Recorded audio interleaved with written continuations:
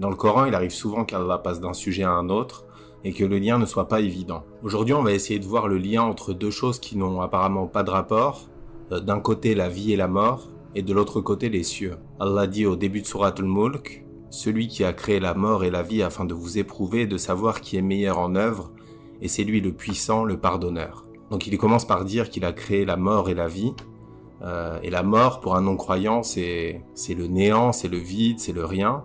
Mais pour un croyant, c'est le passage entre cette vie et la vie de l'au-delà. Et du point de vue du croyant, cette vie d'ici-bas peut être considérée comme une mort lente et permanente. Avec le temps, nos corps vieillissent, nos capacités diminuent, et chaque seconde qui passe est irrécupérable et nous rapproche un peu plus d'Allah. Et la vie serait la vraie vie, la vie éternelle, et ça expliquerait l'ordre dans ce verset. Il a créé la mort, qui serait donc le point culminant de cette vie, et la vie qui serait la vraie vie, la vie éternelle.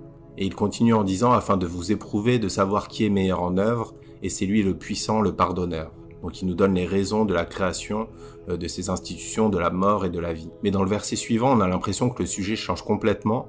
Allah dit, celui qui a créé 7 cieux superposés sans que tu ne vois d'imperfection dans la création du tout miséricordieux, ramène ton regard sur elle, y vois-tu une brèche quelconque. Donc il dit que les cieux sont superposés les uns sur les autres, mais le mot utilisé implique aussi une fusion et une transition entre l'un et l'autre, fluide et continue. C'est-à-dire que tu ne peux pas voir où termine l'un et où commence l'autre.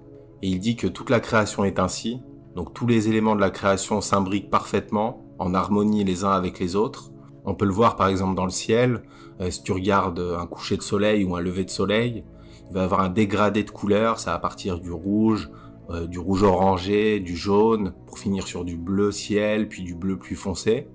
Et il n'y a pas de coupure dans ces couleurs, et toutes les couleurs se fondent les unes dans les autres. Et de la même manière, notre passage de cette vie à la vie future, au moment de notre mort, le passage se fera aussi de manière continue, de manière fluide, et l'une se fondra dans l'autre.